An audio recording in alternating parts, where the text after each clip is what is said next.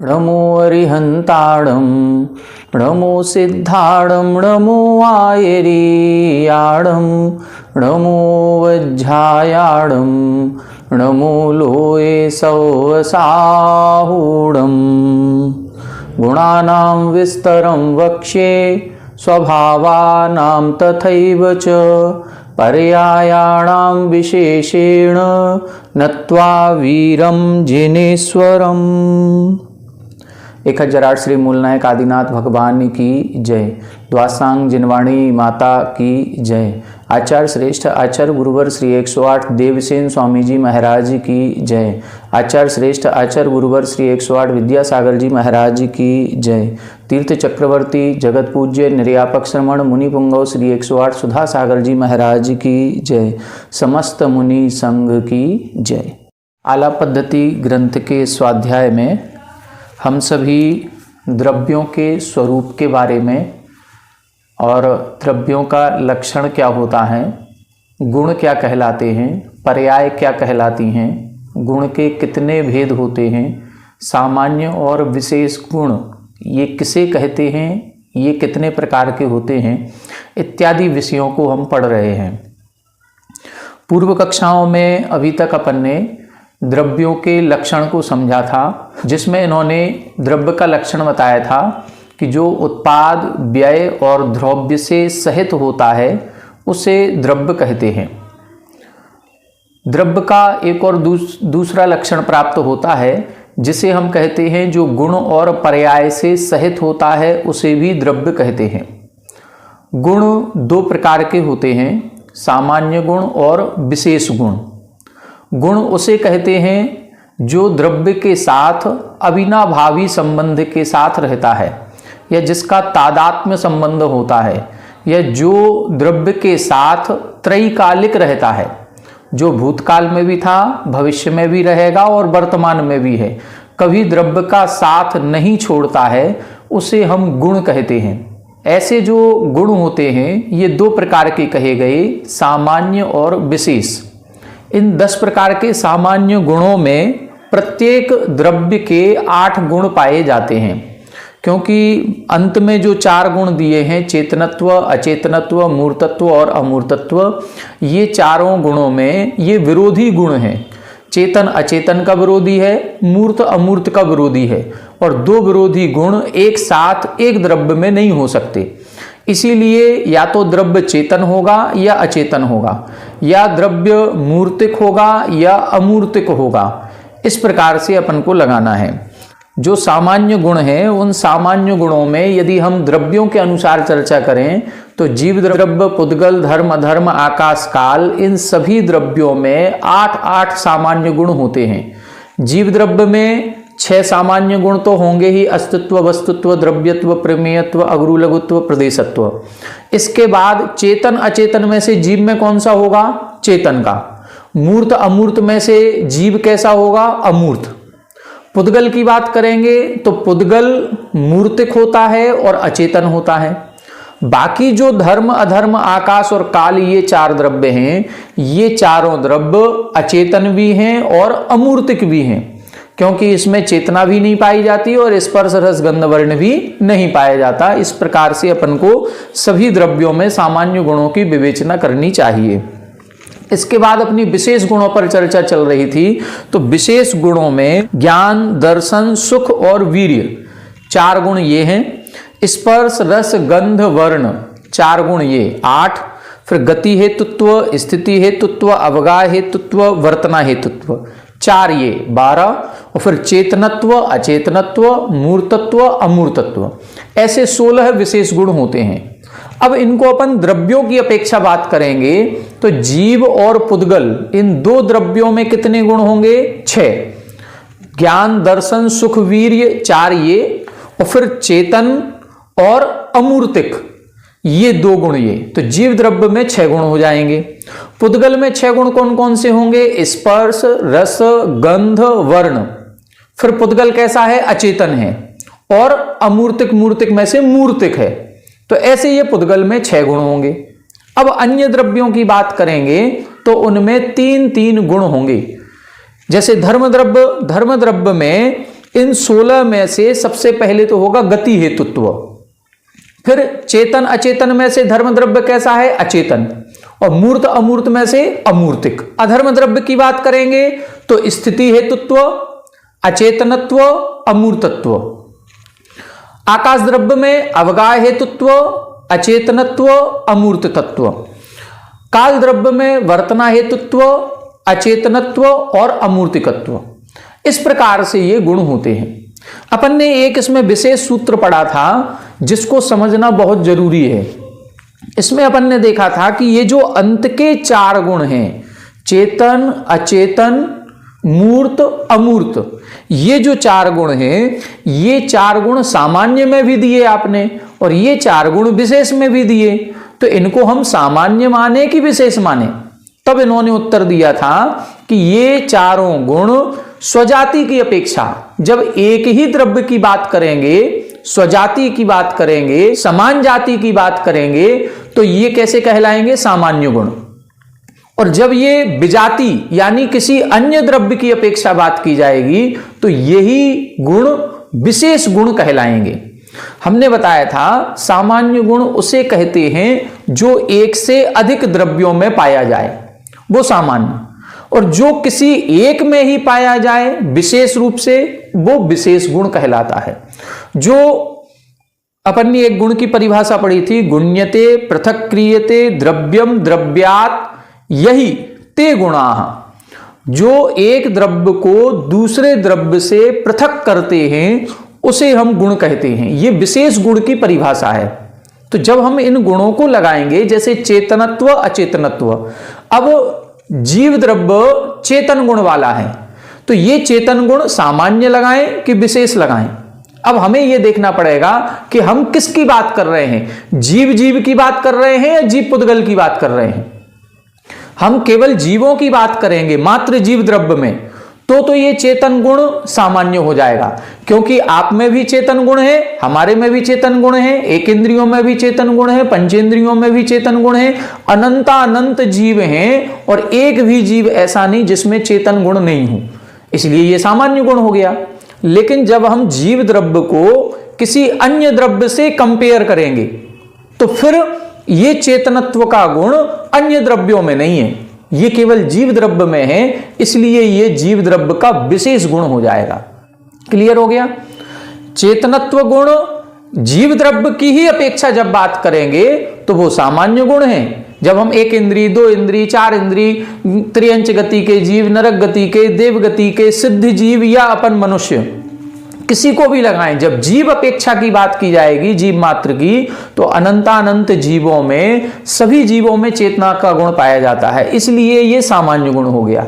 लेकिन जब हम 6 द्रव्यों की बात करेंगे, अन्य द्रव्यों में देखेंगे और जीव द्रव्य में देखेंगे, तो चेतनता का गुण केवल एक द्रव्य में है, वो जीव द्रव्य में है, अन्य में नहीं है, इसलिए ये विशेष गुण हो गया।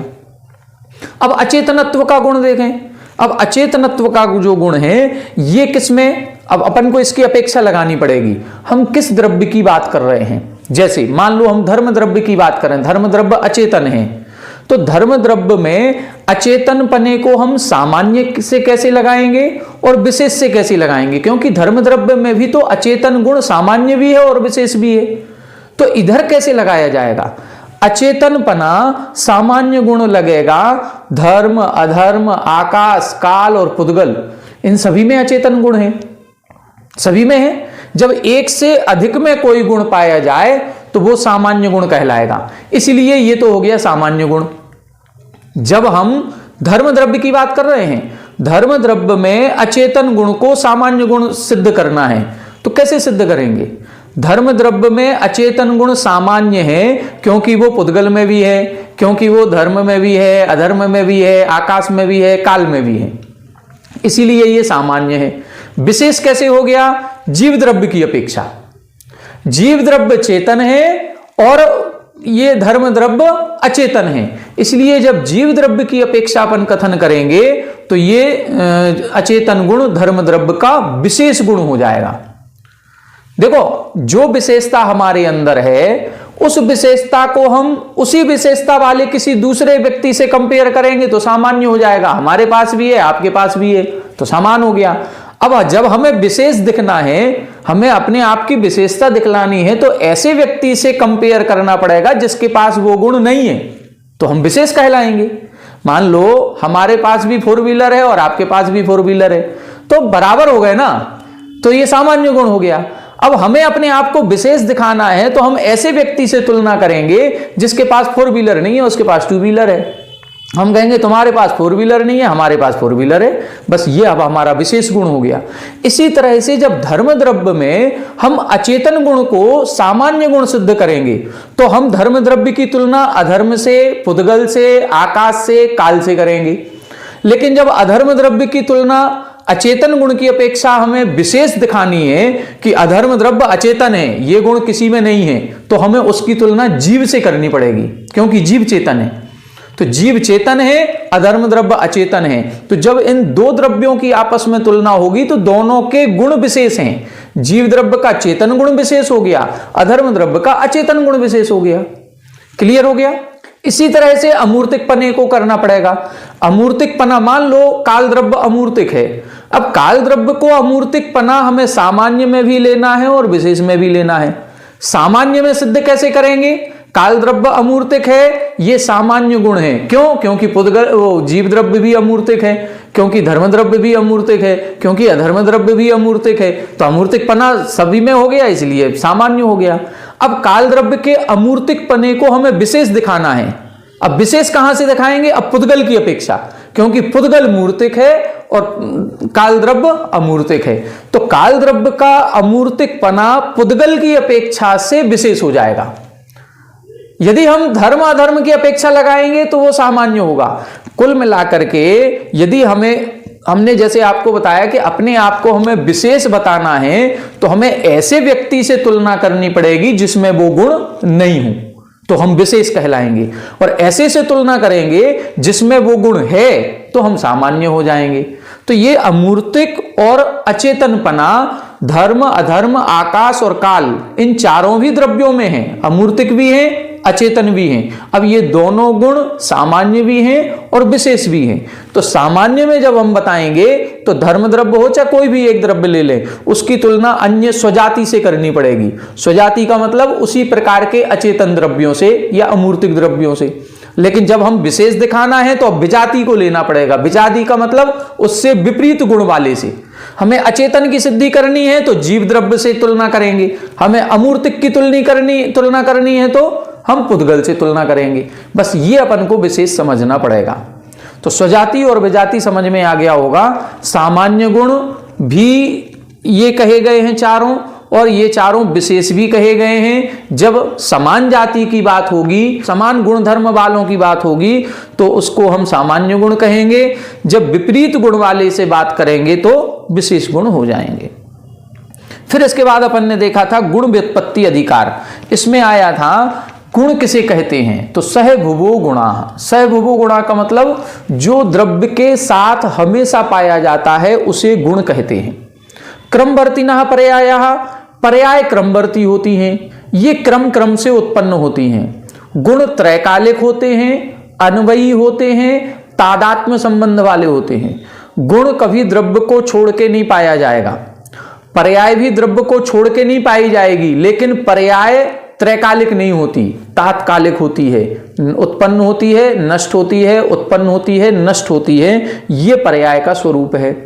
अब गुण की एक विशेष गुण की जो परिभाषा बताई थी अपन ने स्पष्ट किया, जो एक द्रव्य को दूसरे द्रव्य से पृथक करता है उसे हम विशेष गुण कहते हैं। हमने आपको बताया था कि एक बच्चे को हमने भेजा कि जाओ एक किताब उठा करके ले आओ आलाप पद्धति की। अब हमारे पास 200 किताबें रखी हैं, अब वो 200 किताबों में से कैसे छांटेगा, क्योंकि सारी किताबें हैं। तो यदि हमने कहा किताब उठा करके लाओ, ये अभी सामान्य बात है। अब हमको बताना पड़ेगा कौन सी किताब उठा करके लाओ। इतनी मोटी होगी, इस साइज में होगी, पीले रंग की होगी, ये अपन को कुछ ना कुछ विशेषताएं बतानी पड़ेंगी। तो जब मान लो उधर वो जब किताबों में देखेगा, हमने कहा इतनी पतली किताब होगी, इसका मतलब है मोटी नहीं होगी, तो वो मोटी किताबों को नहीं देखेगा, फिर वो पतली किताबों में से छांटेगा। पतली किताबों में उसको 20 किताबें मिली, अब हम कहेंगे कि उसमें जो पीले कलर की किताब होगी वो लाना, उसमें कवर पीले रंग का है तो वो पीले रंग की किताब छांटेगा, 20 में से 4 किताबें छट करके आ जाएंगी। फिर अब हम एक और विशेषता बताएंगे कि उसमें हाथी वाला चित्र बना होगा। अब वो हाथी वाले चित्र को देखेगा तो 4 में से 1 किताब निकल के आई। ये विशेष गुण, उसने उस विशेषता ने 200 किताबों में से 1 किताब को अलग कर दिया। बस इसी को हम विशेष गुण बोलते हैं। 6 द्रव्य हैं इस संसार में। 6 द्रव्यों में जीव द्रव्य को कैसे छांटेंगे? तो इन 6 द्रव्यों में जीव द्रव्य को छांटने का एक ही उपाय है, उस जीव द्रव्य के गुण को देखना पड़ेगा। उसका विशेष गुण क्या है? उसका विशेष गुण है ज्ञान गुण। ज्ञान गुण से अब हम जीव द्रव्य को, 6 द्रव्यों में से जीव द्रव्य को छांट लेंगे, क्योंकि बाकी सारे जितने द्रव्य हैं वो ज्ञान गुण से रहित हैं, अचेतन है। जीव मात्र में ज्ञान है, इसलिए जीव पकड़ में आ जाएगा। क्लियर हो गया? अब आगे अपन को देखना है, एक एक गुण की परिभाषा इधर बता रहे हैं व्युत्पत्ति पूर्वक। इसको अपन देखते हैं। सूत्र नंबर 94, अस्ति इति एतस्य भावो। देखें, इसकी विच्छेद करेंगे अपन। अस्ति इति एतस्य भावो अस्तित्वम सदरूपत्वम। इस सूत्र को पढ़ेंगे कैसे, उच्चारण भी एक बार देख लें। अस्तित्येतस्य, अस्तित्येतस्य भावोस्तित्वम, भावोस्तित्वम सदरूपत्वम। थोड़ी सी लैंग्वेज कठिन है, क्योंकि जब अपन संधि कर देंगे तो आधे अक्षर आ जाते हैं, और आधे अक्षर आएंगे तो उनको बोलना थोड़ा सा कठिन हो जाता है। हालांकि आपको इसको सीखना हो तो हमने इसके सूत्रों के उच्चारण की भी वीडियो बनाई हुई है, 1-2 साल पहले बनाई थी। तो उस वीडियो के माध्यम से आप लोग रोज सूत्रों का पाठ करें, जो हमने बोला है उसके साथ साथ उच्चारण करेंगे तो आपको ये सूत्र उच्चारण करने में आ जाएंगे। और धीरे धीरे जब उसको आप महीने 2 महीने लगातार सुनेंगे तो वो सूत्र याद हो जाएंगे। याद हो जाएंगे तो फिर आपको ये परिभाषाएं रटनी नहीं पड़ेंगी, फिर आपको परिभाषाएं अपने आप याद हो जाएंगी। वो सूत्र याद करेंगे, परिभाषा लिख देंगे। तो उससे भी, उस वीडियो की सहायता से आप लोग सीख सकते हैं। देखें इधर अर्थ, अस्ति इति एतस्य भावो। अस्ति का मतलब होता है विद्यमान है, उपस्थित है, ठीक है। तो इसका जो भाव होता है वो अस्तित्वम कहलाता है। अस्ति का भाव अस्तित्व, वस्तु का भाव वस्तुत्व, प्रदेश का भाव प्रदेशत्व, इस प्रकार से। सदरूपत्वम, अर्थ क्या है इसका? अर्थ है इसका सतरूप होना, विद्यमान होना, हमेशा ये विद्यमान रहेगा। इस प्रकार से इसको हम अस्तित्व गुण कहते हैं। अगला सूत्र है 95 नंबर का, वस्तुत्व। अस्तित्व का मतलब अस्थि रूप से होना। दूसरा है वस्तुत्व।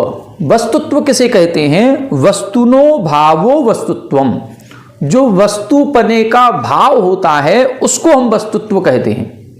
अब वस्तु किसे कहते हैं? सामान्य विशेषात्मकम वस्तु। जो सामान्य भी हो और विशेष भी हो उसे वस्तु कहते हैं। सामान्य विशेष का मतलब जिसमें सामान्य गुण भी हो विशेष गुण भी हो उसको वस्तु कहते हैं। तो सामान्य और विशेष ये दोनों ही गुण हर वस्तु में, हर पदार्थ में पाए जाएंगे। चाहे आप जीव ले लें, चाहे पुद्गल ले लें, चाहे धर्म अधर्म। अभी अपन ने ये सामान्य और विशेष गुणों की चर्चा यहां पर की। ये गुण सभी में पाए जाते हैं, इसलिए ये सामान्य हो गई। तो सामान्य भी है और विशेष भी है। तो जिसमें ये दोनों गुण होते हैं उसको अपन वस्तुत्व कहते हैं, ठीक है। अगला है द्रव्यस्य भावो द्रव्यत्वम। द्रव्यत्व भाव किसे कहते हैं या द्रव्यत्व गुण किसे कहते हैं? द्रव्य का जो भाव होता है उसे द्रव्यत्व कहते हैं। अब द्रव्य किसे कहेंगे? तो इधर बता रहे निज निज प्रदेश समूही। निज निज प्रदेश समूही का मतलब है अपने अपने प्रदेशों के समूह के द्वारा। मान लो आकाश द्रव्य अनंत प्रदेशी है तो पूरे अनंत प्रदेशी, जीव द्रव्य असंख्यात प्रदेशी है तो पूरे असंख्यात प्रदेशों में। अखंड वृत्त्या, अखंड वृत्त्या का मतलब संपूर्ण रूप से, खंड खंड रूप से नहीं कि कुछ प्रदेश अलग रूप हो जाएंगे कुछ अलग रूप हो जाएंगे, नहीं, सारे ही संपूर्ण प्रदेश जिस रूप में उपस्थित होते हैं या दिखाई देते हैं वही उसकी पर्याय कहलाती है। तो सारे रूप, जैसे मान लो हमारी ये आत्मा है, एक जीव द्रव्य है। इस एक जीव द्रव्य के असंख्यात प्रदेश हैं। तो इस जीव द्रव्य की ये जो मनुष्य पर्याय है, ये पर्याय पूरे असंख्यात प्रदेशों में है। ऐसा नहीं होगा कि हाथ में तो हमारे मनुष्य पर्याय है और चेहरे पर हमारे त्रियंच पर्याय हो जाए। नहीं, यदि मनुष्य पर्याय होगी तो वो संपूर्ण प्रदेशों में ही मनुष्य पर्याय होगी। यदि मान लो किसी जीव द्रव्य के 1 लाख प्रदेश हैं, तो 1 लाख प्रदेशों में ऐसा नहीं होगा कि 10,000 प्रदेश देव रूप हो गए, 10,000 प्रदेश नारकी रूप हो गए, 10,000 प्रदेश त्रियंच रूप हो गए। नहीं, जितने भी प्रदेश हैं वो सारे के सारे प्रदेश एक पर्याय रूप हो जाएंगे। उसी को बोलते हैं हम द्रव्यत्व।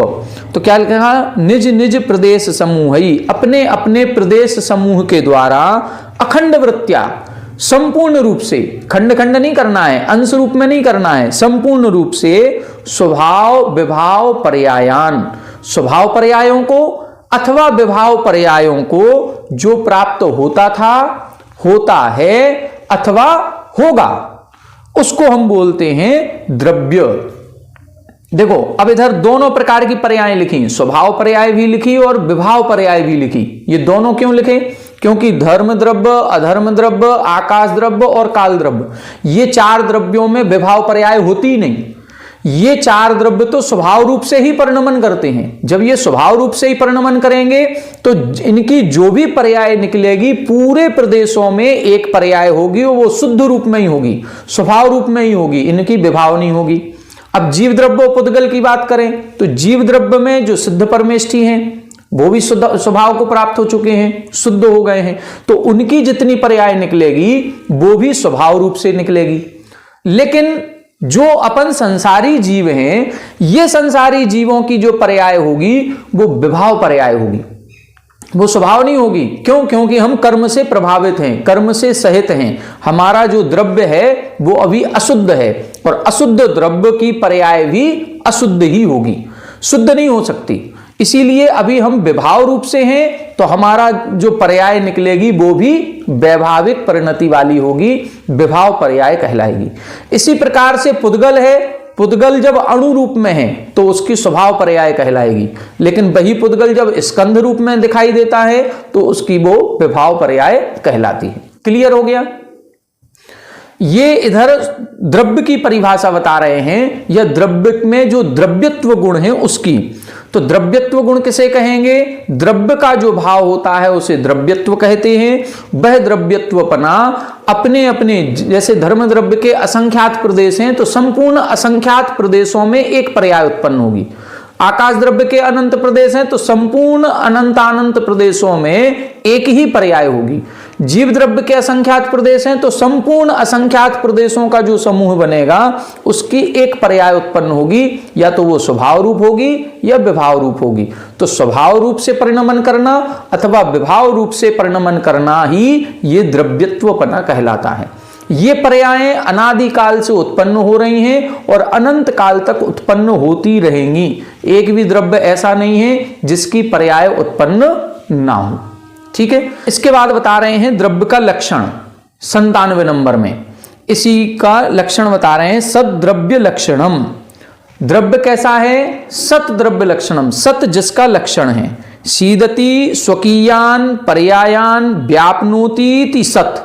सत किसे कहते हैं? जो अपनी पर्यायों के द्वारा, गुणों के द्वारा व्याप्त होकर के रहता है। सत का मतलब क्या है? गुण और पर्यायों से व्याप्त होकर के रहना। जब भी कोई भी द्रव्य हमें दिखाई देगा उसमें गुण भी होंगे और पर्याय भी होंगे। इसी को बोलते हैं गुण पर्यायवत द्रव्यम। द्रव्य के 2 लक्षण बनाए जाते हैं, गुण पर्यायवत द्रव्यम और उत्पाद व्यय द्रव्य युक्तम सत। तो ऊपर वाला जो लक्षण बताया है वो गुण और पर्यायों की अपेक्षा बताया है, स्वभाव पर्याय विभाव पर्याय की अपेक्षा। और नीचे वाला जो बता रहे हैं ये उत्पाद व्यय द्रव्य की अपेक्षा बता रहे हैं कि हर द्रव्य में उत्पाद भी होगा, व्यय भी होगा और वो द्रव्य रूप से बना भी रहेगा। इसको बोलते हैं सत। सीदति स्वकीयान पर्यायान व्याप्नोति। स्वकीयान गुण पर्यायान मतलब स्वयं के गुण और पर्यायों को व्याप्नोति यानी व्याप्त होकर के रहता है, इसी को सीदति बोलते। सीदति का अर्थ क्या है? व्याप्नोति। उसको सत कहेंगे।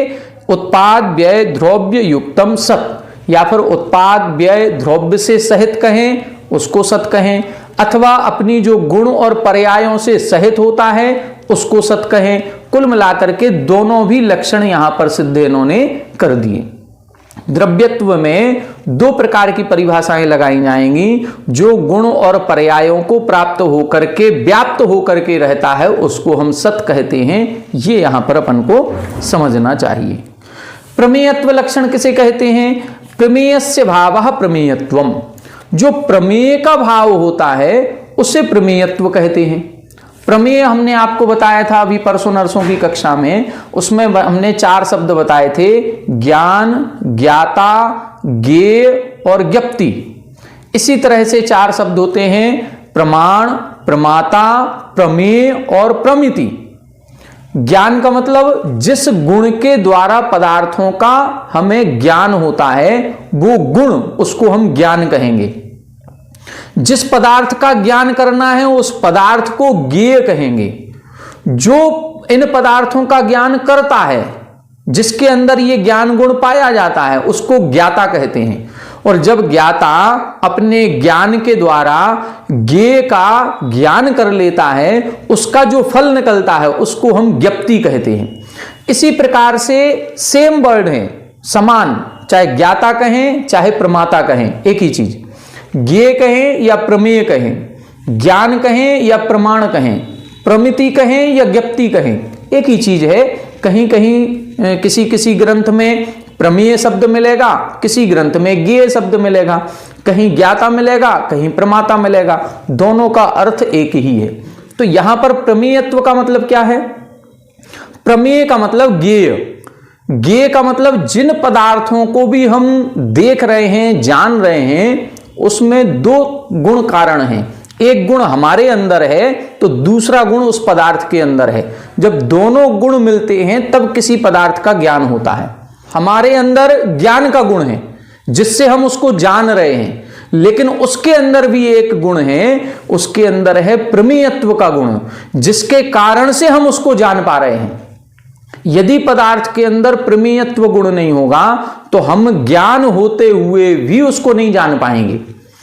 ज्ञान जानने का काम करता है और प्रमेय उसको जनवाने का काम करता है। ज्ञान जो चेतना का गुण है, चेतना का गुण केवल जीव में पाया जाएगा, इसलिए केवल जीव तत्व ही पदार्थों का ज्ञान करता है। लेकिन ज्ञान कितने प्रकार के पदार्थों का करता है? 6 द्रव्यों का, इसीलिए प्रमेयत्व गुण 6 द्रव्यों में पाया जाता है।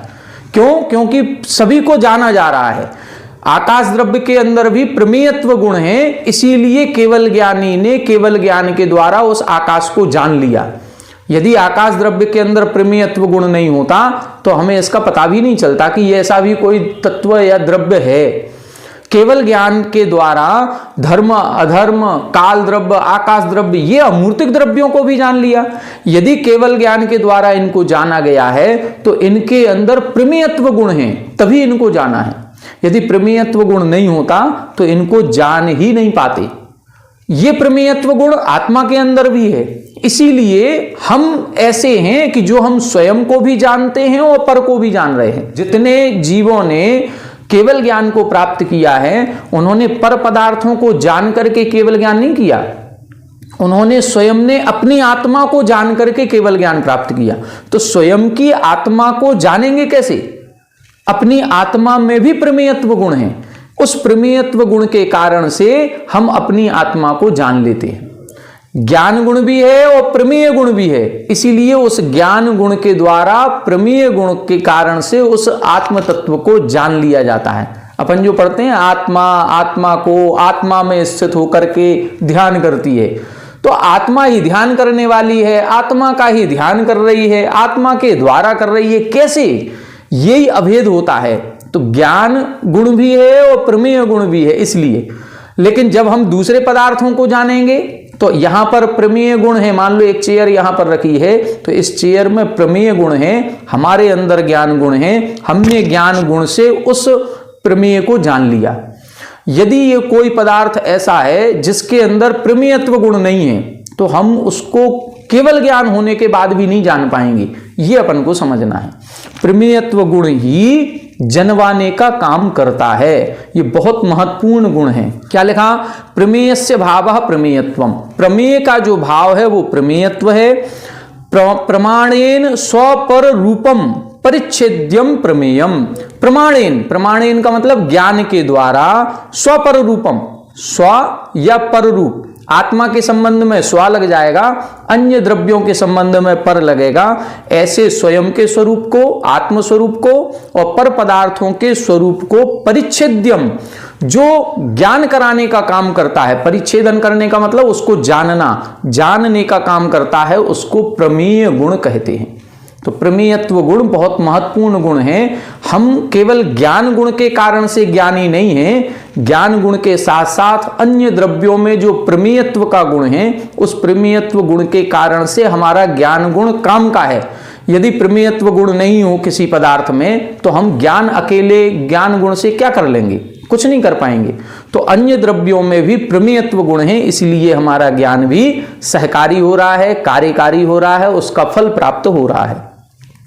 अगला है 99 नंबर का अगरु लघु गुण। अगरु लघुओर भावो अगरु लघुत्वम, अगरु लघु गुण का जो भाव होता है उसको अगरु लघुत्व कहते हैं। ये कैसा है? ये सूक्ष्म है, इसका वर्णन ज्यादा नहीं किया जा सकता। अवाक गोचरा, वाक, वाक का मतलब वचन, और गोचर मतलब जानने योग्य, वचनों से जानने योग्य। लेकिन क्या लिखा? अवाक गोचर, मतलब वचनों से जानने योग्य नहीं है, मतलब वचनों से हम इसके बारे में कुछ विशेष कह नहीं पाएंगे, बता नहीं पाएंगे। ये कौन लिख रहे हैं? ये आचार्य लिख रहे हैं। ये केवल ज्ञानी के द्वारा बताया गया है, क्योंकि उनके पास केवल ज्ञान था, तो उन्होंने उस अगरु लघु गुण को जान लिया है, उन्होंने उसका कथन किया है। लेकिन हम मति ज्ञानी, श्रुत ज्ञानी इस अगरु लघु गुण को ना तो अनुभव कर सकते हैं और ना इसके बारे में ज्यादा कुछ बता सकते हैं। बस जैसा केवल ज्ञानियों ने कहा है उसी बात पर श्रद्धान करते हुए इसका हमें अस्तित्व जानना चाहिए कि एक अगरु लघु नाम का गुण भी होता है। ये करता क्या है? ये प्रतिक्षणम वर्तमाना, ये प्रतिक्षण की पर्याय उत्पन्न करता है। आज यदि कोई भी द्रव्य में परिवर्तन देखने में आ रहा है, उसके अंदर जो पर्याय उत्पन्न हो रही हैं, वो पर्याय इसी अगरु लघु गुण के कारण से उत्पन्न हो रही हैं। ये कैसा है? आगम प्रमाण्यात अभ्युपगम्या, आगम प्रमाण से जाना जाता है। आगम में लिखा है, शास्त्रों में लिखा है, आचार्यों ने लिखा है, इसलिए हमें पता है कि एक अगरु लघु नाम का गुण होता है। अब ये कैसा होता है इसके बारे में आगे चर्चा आएगी, जब अपन पर्याय अधिकार पढ़ेंगे तो उसमें बताएंगे कि अगरु लघु गुण के कारण ही पर्यायें उत्पन्न होती हैं, उसमें स्पष्ट होगा तब। और इसकी षड्गुणी हानि वृद्धि के बारे में भी और विशेष चर्चा करेंगे। पूर्व में भी अपन एक बार चर्चा कर चुके हैं। तो अगरु लघु गुण का जो भाव है उसको अगरु लघुत्व कहते हैं। ये सूक्ष्म है, अवाक गोचर यानी वचनों के अगोचर है, प्रतिक्षण वर्तमाना, प्रति समय परिवर्तनशील है और आगम प्रमाण से ही जानने योग्य है। इसको हम अन्य ज्ञान के द्वारा नहीं जान सकते। हमें केवल केवली भगवान के ऊपर जो उन्होंने अपनी दिव्य ध्वनि में कहा है, उस दिव्य ध्वनि का ही श्रद्धान करके इसको जानना चाहिए। ये अगरु लघु गुण ही है जिस कारण से ये पर्याय सभी द्रव्यों में उत्पन्न हो रही हैं। ये सामान्य गुण है, सभी द्रव्यों में पाया जाता है, जीव में भी है, पुद्गल में भी है, धर्म अधर्म आकाश काल सभी में। प्रदेशत्व गुण किसे कहते हैं? प्रदेशस्य भावः प्रदेशत्वम, जो प्रदेश का भाव होता है उसको प्रदेशत्व कहते हैं। अर्थ क्या है इसका? क्षेत्रत्व। हर द्रव्य, चाहे वो जीव हो, चाहे पुद्गल हो, चाहे धर्म अधर्म आकाश काल, ये कुछ ना कुछ स्थान घेरते हैं। इनके भी परमाणुओं की, प्रदेशों की संख्या है। अब प्रदेश किसे कहेंगे? तो अपन ने ये पढ़ा है द्रव्य संग्रह जी में भी, जावदियम आयासम अविभागी पुद्गलाणु बट्ठदम, जितने आकाश को एक पुद्गल का अविभागी, अविभाज्य, सबसे छोटा जिसका दूसरा भाग ना हो सके, ऐसा परमाणु स्थान घेरता है, उसको हम प्रदेश कहते हैं। यदि हम उसको प्रदेश माने तो ऐसे प्रदेश मिला करके आत्मा में कितने प्रदेश होते हैं? असंख्यात। आकाश द्रव्य में कितने होंगे? अनंत। धर्म अधर्म में कितने होंगे? असंख्यात। काल द्रव्य कितना है? एक प्रदेशी। काल द्रव्य जो है वो कितना बड़ा है, वो एक प्रदेश मात्र है, मतलब जितना पुद्गल का परमाणु है उतना बड़ा ही काल द्रव्य है। जीव द्रव्य असंख्यात प्रदेशी है, धर्म द्रव्य भी असंख्यात प्रदेशी है, अधर्म द्रव्य भी असंख्यात प्रदेशी है। तो ये तीनों यदि हम क्षेत्र की अपेक्षा बात करें तो बराबर हैं। जब यदि बराबर हैं तो धर्म द्रव्य पूरे लोकाकाश में फैला है और जीव द्रव्य एक कोने में क्यों बैठा है, कैसे हो गया ये? तो इसको अपन पढ़ चुके हैं। इसमें संकोच और विस्तार का गुण पाया जाता है। प्रदेश संहार विसर्पाभ्याम प्रदीपवत, वो अपन ने सूत्र पढ़ा था, संहार और विसर्पण, ये गुण पाया जाता है, इसलिए ये जिस शरीर में जाता है उस शरीर का आकार ग्रहण कर लेता है। लेकिन जब केवली समुद्घात होता है और केवली समुद्घात में जब लोक पूर्ण स्थिति बनती है तो पूरे तीनों लोकों में इस जीव द्रव्य के प्रदेश फैल जाते हैं। उससे पता चलता है कि जीव द्रव्य असंख्यात प्रदेशी है, पूरे लोकाकाश के बराबर। जितने धर्म द्रव्य के प्रदेश उतने ही अधर्म द्रव्य के प्रदेश। तो प्रदेश का मतलब क्या है? क्षेत्र। यदि कोई जीव रहेगा तो कितना स्थान घेरेगा, कितना क्षेत्र घेरेगा, इसको हम प्रदेशत्व कहते हैं। अविभागी पुद्गल परमाणुना अवष्टब्धम, अविभागी पुद्गल परमाणुना, जो पुद्गल का अविभाजित परमाणु होता है जिसका दूसरा भाग ना हो सके, उसके द्वारा जो स्थान घेरा जाता है उसको हम प्रदेश कहते हैं। चेतन गुण किसे कहते हैं? तो लिख रहे हैं चेतनस्य भावः चेतनत्वम, चेतन का जो भाव है वो चेतनत्व है। चैतन्यम अनुभवनम, चैतन्य किसे कहते हैं? अनुभवन करने को चैतन्य कहते हैं। जानना देखना अलग चीज है और जानना देखने के साथ जो अनुभवन होता है वो अलग चीज है।